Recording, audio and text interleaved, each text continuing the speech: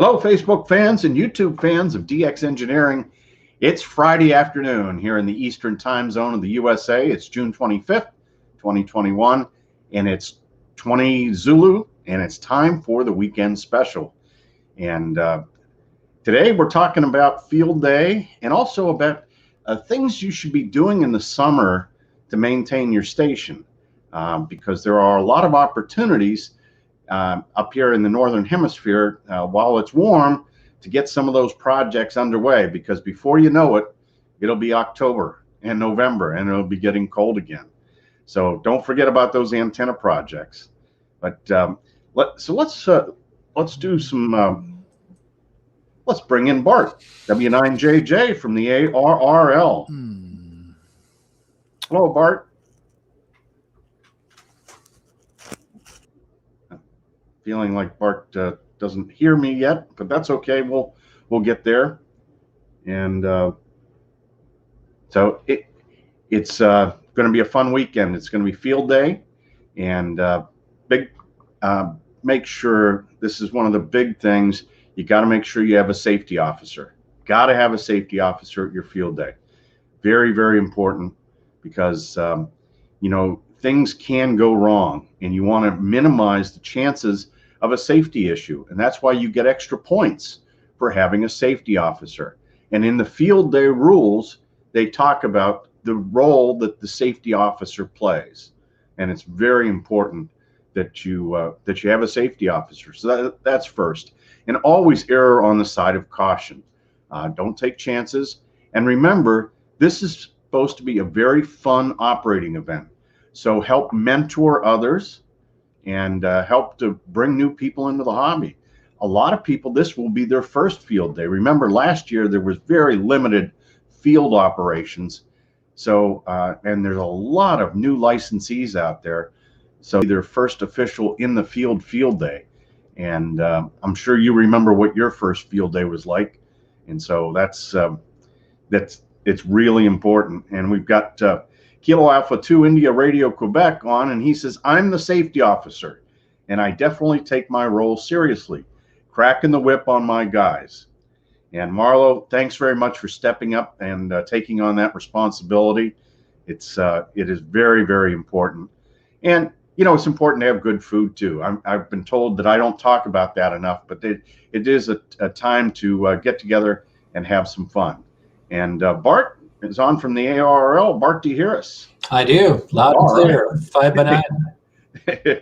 So good afternoon to you, Bart. And thank you. How are things going at headquarters, and what are you hearing about field day up there?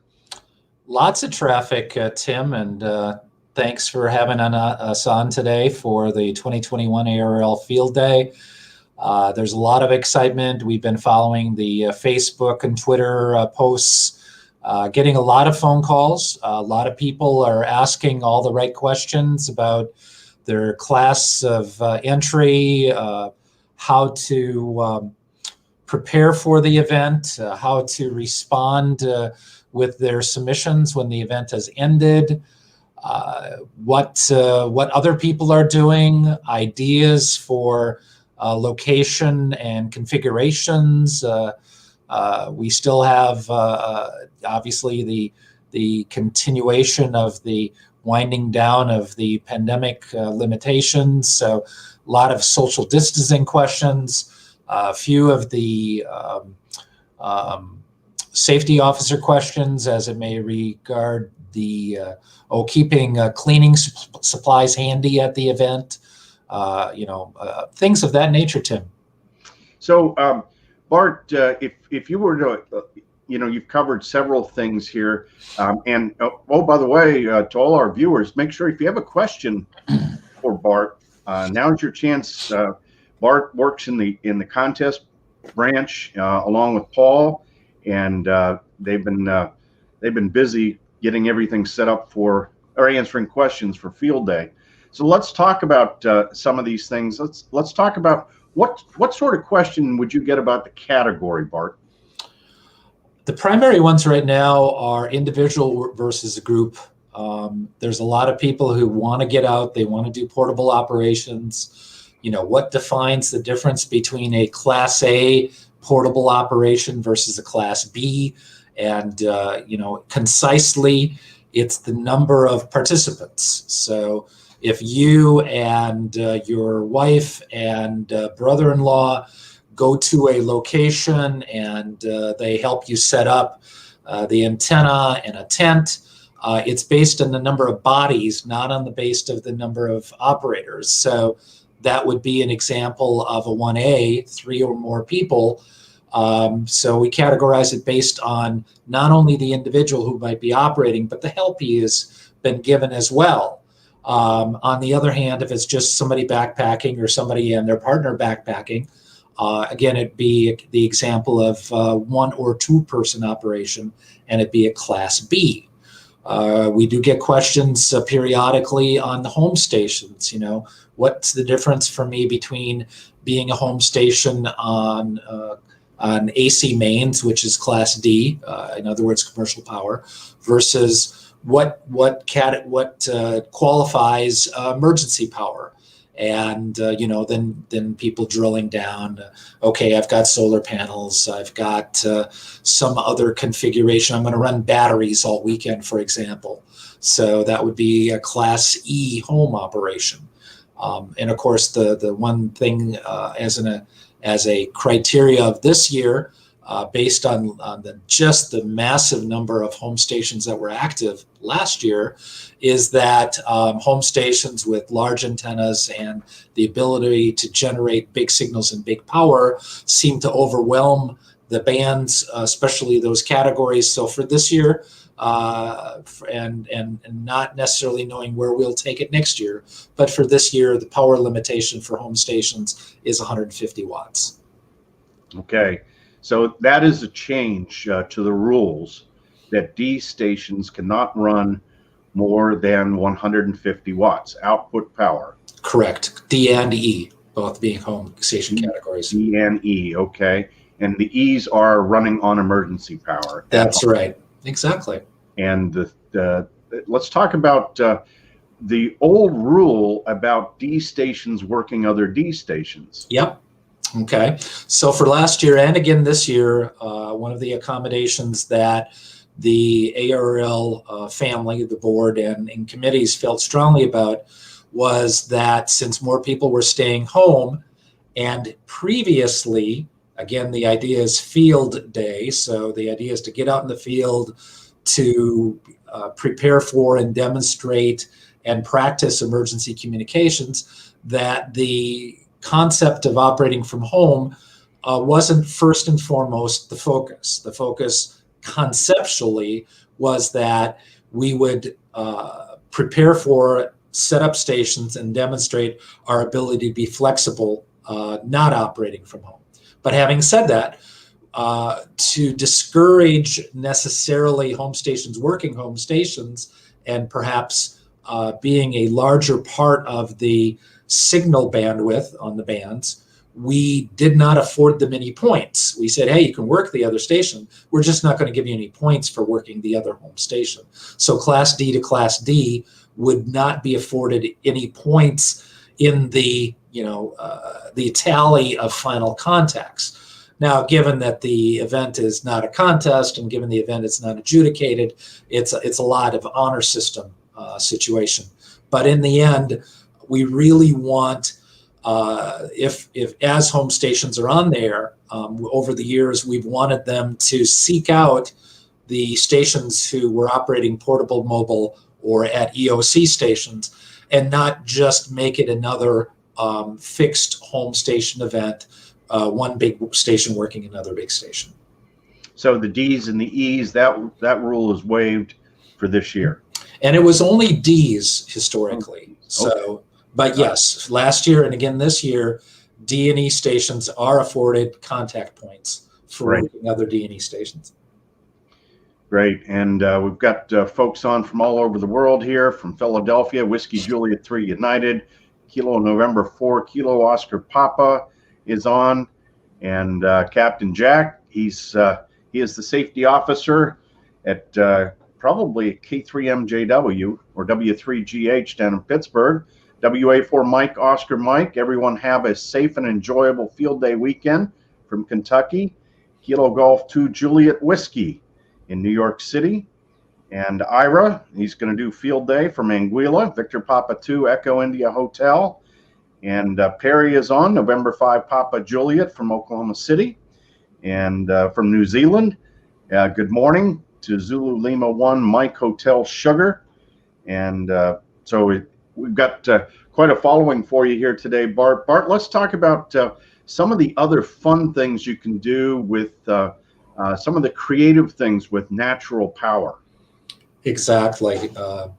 So, Tim, we get questions from the people heading up the field day operations and from individuals in two ways. One is, what can I do this year that's going to make it different, unique, exciting, ideas. So people will be asking us for ideas. The second thing they'll be doing is, how can we encourage our group to be more excited about field day? And so those are the kind of questions we'll get, and we'll pose responses. And while some of them have to do with the venue, or some of them have to do with the educational activities, others have to do simply with the power source that they use, how to come up with it, the people who, as you suggested, Tim, what's special or unique. Some of these people will decide to use a generator that's pedal powered. So, they'll use the bicycle concept with a generator connected to the rear wheel. Some groups will decide to get into a steam generator approach, where steam-driven generator, and they'll get fancy on what they use to power that.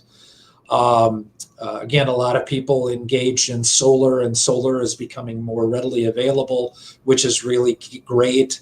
Wind power generators are still very popular. Just trying to think down the list of the different forms. Some people have gotten into chemical reactions to generate heat. So, getting back to, fire boils water, water generates steam, and so on. So some of the general principles are, you still get back to a generator in some fashion. You just have to figure out, how are you powering that generator? Right. So, Bart, let's talk about the Get on the Air station, the Go to station. Yep. Mm-hmm. Tell us about that. So the Go to station principle is to provide an alternate location within a field day operation where newcomers, visitors, people who have been inactive, where some of your newest licensees, people who have just come out of the test sessions and haven't found a mentor or a station where they can get on the air. It provides an opportunity for them to actually get some experience, to listen in, to ask questions, with a go-to coach, to be coached on either the QSO process, the logging process, controlling the equipment, selecting a band, if you will, finding a vacant frequency, recognizing the fact that you've worked the station before, either through hearing their voice again, maybe it's another young person, maybe it's a particular frequency, possibly it's learning how some of the more popular logging software, including active duping, is available.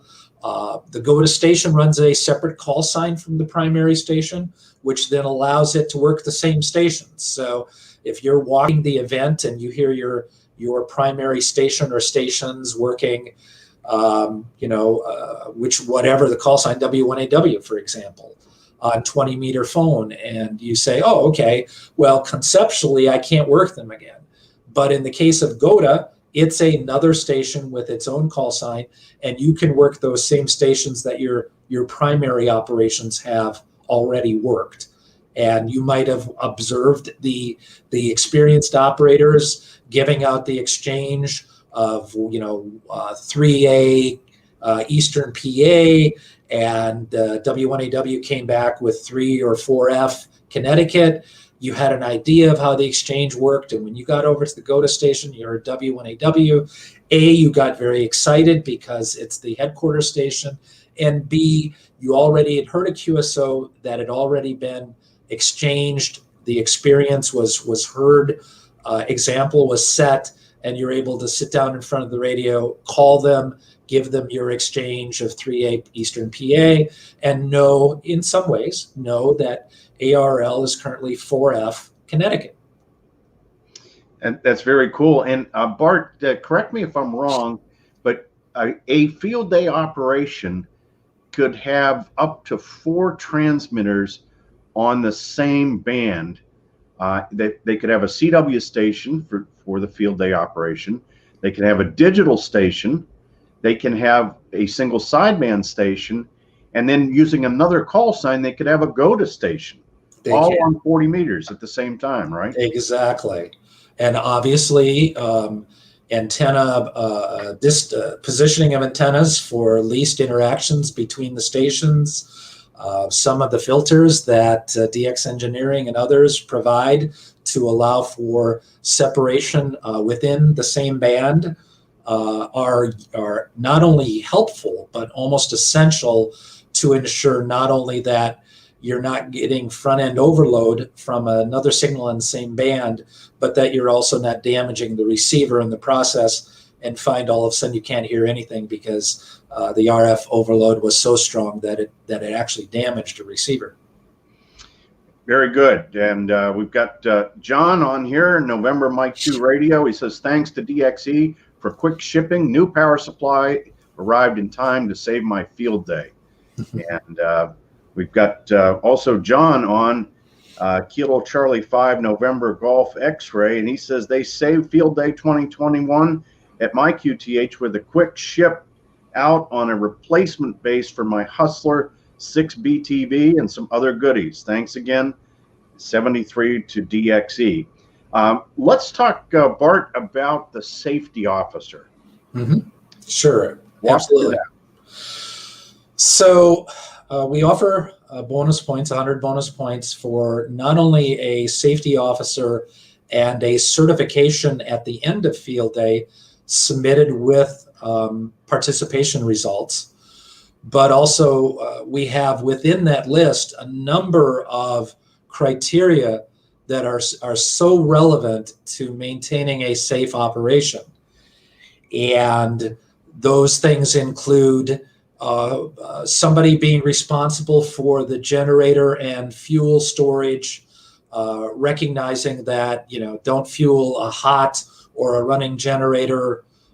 Now, obviously, systems could be set up so that fuel can be provided from a multiple stack of fuel cans and not necessarily just one, so that you aren't obligated or limited in necessarily having to pull the cap off the top of the generator. There are flow systems that are out there. Secondly, is if you have a number of stacks of push-up pulls, tower guys, coaxes and cables and wires, that they are clearly marked so that people don't trip over them, so that they don't injure themselves or others. We have things like grounding and grounding principles that are so critical to the setup and operation of a station, not only from an electrical safety standpoint, but from an RF safety standpoint. So, those are just a couple of the things that are on the RF safety checklist. Again, we don't intend for the list to be all inclusive. There are a number of things on the list. We want the safety officer to give deep consideration to the list as well as the group. There might be something that they don't do that's more relatively common, maybe to a larger group, for example. But it's not. We want them to operate and practice good safety principles. They aren't obligated to seek the bonus. No one is obligated to submit a field day submission after the event, but we would certainly ask that they do so.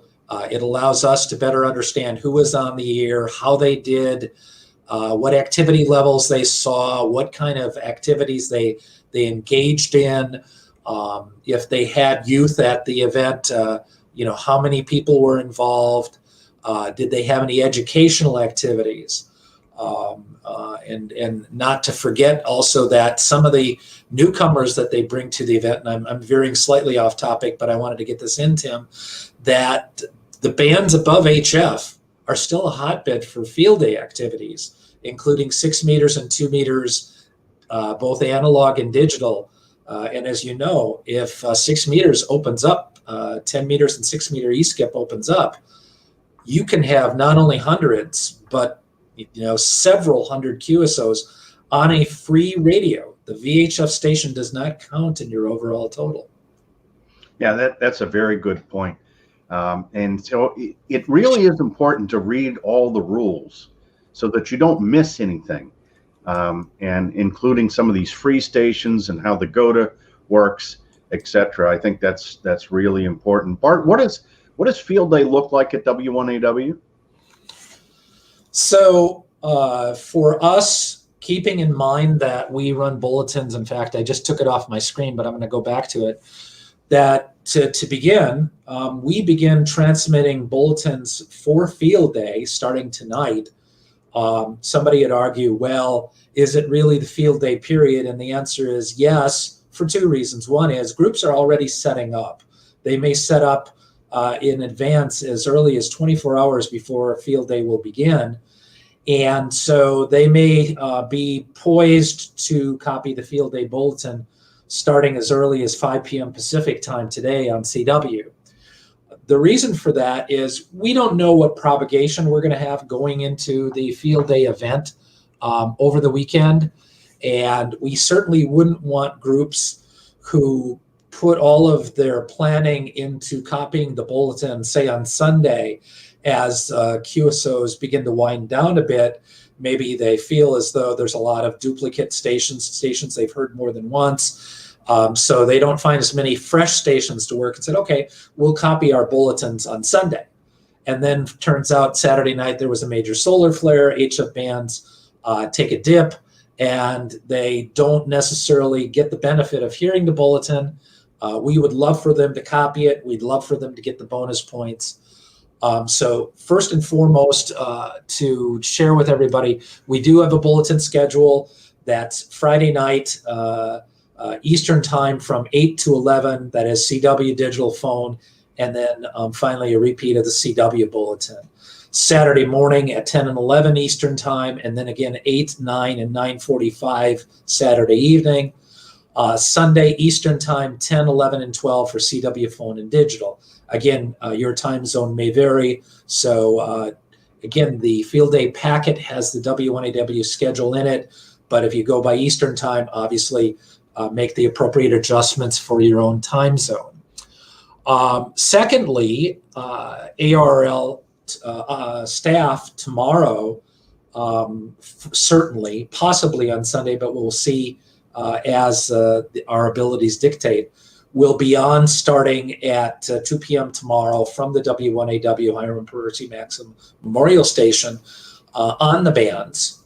We will have as few as 3, possibly 4 or 5 transmitters on the air. We'll see what opportunity knocks, how many staff are able to join us. And so we'll be on the various bands, on the popular bands, 40, 20, 15, if the bands support it, on 10. And if I get a chance, I'm going to probably start on 6 meters and see what's going on.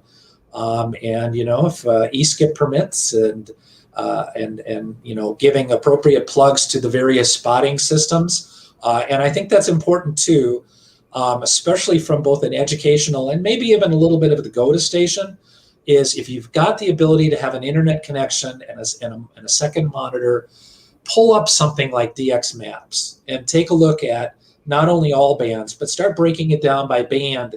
And especially for your newcomers, your GOTA operators, show them where propagation is permitting communications. Show what people are working. Take a look at both 6 and 2. Take a look at the APPERS map if you've got that application, and see what kind of tropospheric propagation there is on 2 meters or even above.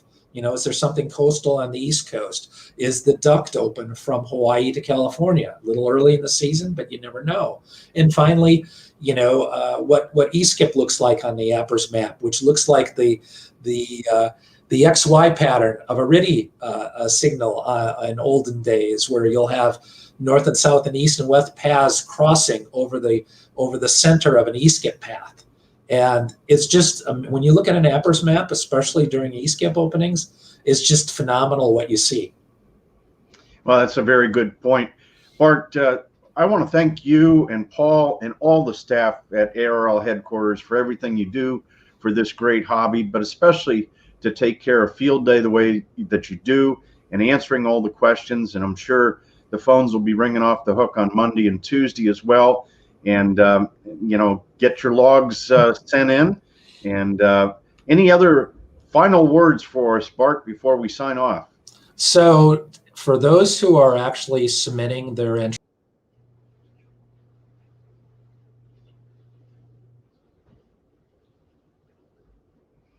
looks like we lost the feed from Bart, and we'll give it a few minutes here and see if he comes back on. And because it really was good. Let's see. Tom, Alpha 92 Golf Whiskey, says assume safety officer will conduct a briefing prior to the operations, each station briefed. And Kilo 9 Quebec Zulu is on. And Keys, he's going to operate Field Day this year, single op from K1TTT remote. And Greg has a question. Can non-contesting stations still answer participating Field Day stations? For example, a home station on commercial power, use their call and a designator. Yeah, that would be 1D, and you can do that, Greg. You 1 Delta, and then your section. So maybe you're in Florida, and there are 3 sections in Florida. So you know, just check that out. But yes, you can. Stations that are not in the contest can work the Field Day stations. And Vic says, can 1D and 1E get social media bonus points?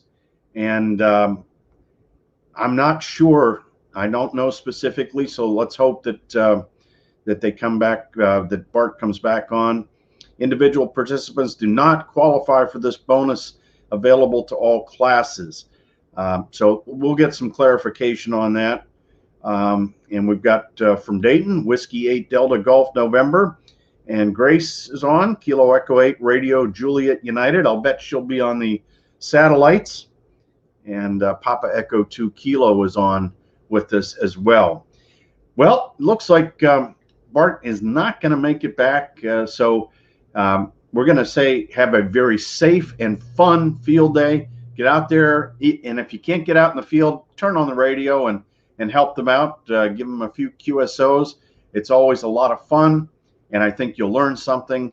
And just hope we have some really, really good there. Grace will be K8 Delta Alpha Alpha, and she'll be operating on the satellites.